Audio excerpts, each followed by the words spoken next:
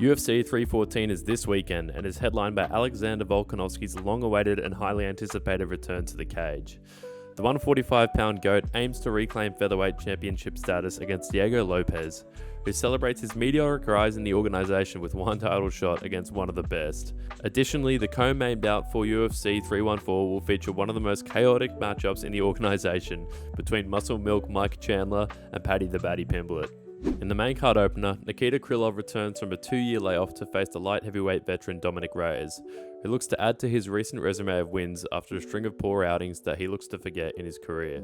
Nikita Krylov's last showing in the UFC was in 2023 and has spent 2 years recovering from a shoulder injury. The last time Krylov fought was in March 2023 against Ryan Spann. Krylov bested Spann's successful takedowns in the first round 2-1 and successfully sunk a triangle choke at 3 minutes and 38 seconds in the first round. Prior to that, Krylov fashioned some impressive wins during his active 2022, beating Volkan Ozdemir via unanimous decision and knocking out Alexander Gustafsson on his return to the UFC 1 minute into his fight.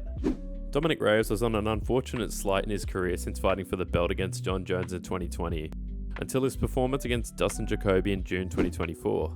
Reyes only threw 20 total strikes to knock Jacoby down twice and earning the ref's intervention 2 minutes into the fight. And then more recently, Reyes put together a striking performance against Anthony Smith that saw him completely dominate the fight until earning a late TKO stoppage in round 2. Based on activity and the more recent form out of these two, I'm actually going to pick Reyes to win this fight. I might be biased in that it has been toxically exciting to see Reyes' late career reinvigoration, and I still believe that he can continue this form against a long layoff returning Krylov. The next fight of this card, we see Yair Rodriguez welcome former Bellator 145-pound champion Patricio Pitbull. His first opponent who will welcome him to the UFC will be Yair Rodriguez, who has failed to impress since winning the interim 145 title against Josh Emmett at UFC 284 in 2023. After riding the high of submitting Emmett in the second round, he was sworn to then face Alex Volkanovski in a unification bout where Volk systematically broke Yair down, before taking him down and then finishing him with strikes on the ground at the end of the third. Yair then failed to bounce back in what was considered somewhat of a layup at the time against Brian Ortega when he was submitted in the third round of that bout. Pitbull's last fight was back in March at the beginning of last year against Jeremy Kennedy. Pitbull was defending his featherweight title for the second time, 18 months after his first title defense. Pitbull defeated Kennedy via TKO in the last minute of round 3, which would eventually become his last title defense and last bout in Bellator before moving to the UFC. Regardless of his recent misfortune, I still place my confidence in Yair Rodriguez, as he's only ever lost to the elite of the featherweight division, and it would appear that Patricio Pitbull has mistimed his eventual UFC debut by 5 or so years. The midpoint of UFC 314 will showcase yet another featherweight bout between popularly hated Bryce Mitchell and the up-and-coming fighting nerd camp and knockout artist Gene Silver.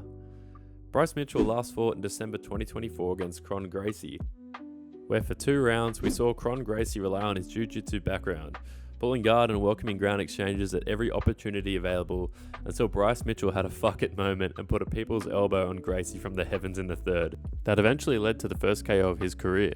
In his fight prior, Bryce Mitchell was brutally knocked out by Josh Meaty Hooks Emmett, which many hope to see again this weekend thanks to Mitchell's polarizing position on a certain Austrian painter. Gene Silver is one of the most exciting prospects rising through the 145 division, yet another knockout artist coming out of the Fighting Nerds camp. Silver has impressed in all of his UFC fights. Fighting as recently as the last week of February, Silver showcased his one-punch power after knocking out Melsek Bagdasaryan in the first round. Prior to that, Silver put on a 3-round clinic where he cut Drew Dober with relentless elbows and knees after breaking both of his hands in the first round, still claiming victory via TKO in round 3. I am hopeful and optimistic that the world will be rewarded with another Emmett-like knockout to Bryce Mitchell, as the rise of Gene Silver and the Fighting Nerds camp continues to deliver, and the prayers on Mitchell's downfall continue to be sung out. The co-main of UFC 314 will take place between 155 entertainers in Mike Chandler and Paddy Pimblett, for what promises to be a fight propped up by chaos, flamboyancy, and not much else. Muscle Milk Mike has very little to offer by way of success in his UFC resume, with his only wins taking place in his debut against Dan Hooker and then again against the retirement-bound Tony Ferguson back in 2022.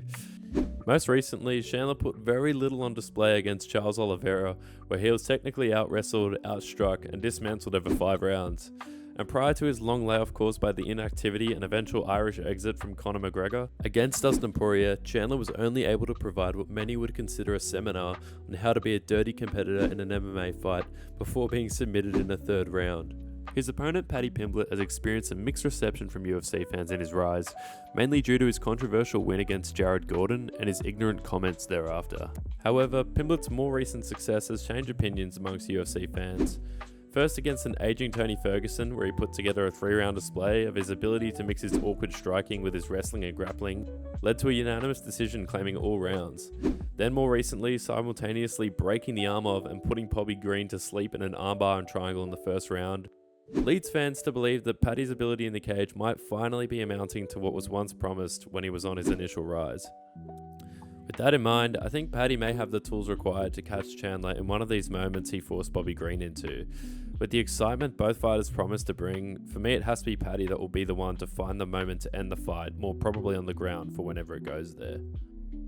The main event of the evening is the long-awaited return of Alexander Volkanovski against recent fan favourite Diego Lopez for the vacant featherweight title. Not a lot needs to be said about Volkanovski's most recent outings, as most would be aware of his misfortune in his last 2 fights. Taking his second lightweight title shot on short notice against the pound-for-pound number 1 and potential lightweight GOAT in Islam Makhachev, Volk had not set himself up for success and was the eventual recipient of a first-round head kick KO. Then 4 months later, looked to avenge his shortcomings by taking on Ilia Topuria and again being knocked out in round 2. The question then is that after a year of sitting on the sidelines, will Volk be able to return to his championship form, where he was able to defend the title 5 times impressively in 3 years? Diego Lopez will be the man to welcome Volkanovski back into the octagon, and fashions recent impressive performances in his last 2 years of his career to earn his position. Knocking out Pat Sabatini in round 1 back at UFC 295 is what initially brought Lopez to the fore of his new UFC stardom. Since then, Lopez has claimed 2 decision wins in 2024 against later rival Dan Ige and then again against Brian Ortega, where after knocking him down in the first round with a clean boxing combination, continued to apply the pressure on the feet to earn him the decision on the night. The anticipation for this fight cannot be understated, and that is because of the collective hope that Volk will successfully reclaim the featherweight title. From what has been said in the lead-up, sheer bias, and the hope that Volk returns to his unstoppable marauder form at 145, my only hope is that the belt is wrapped around Volk at the end of the evening. Thank you all for watching. I hope you found anything of what I had to say interesting. If you care for them, my picks for the main card of the evening are on screen now. And next time I showcase my picks, I hope whenever that is, Volk will be featherweight champion. Cheers, and until next time.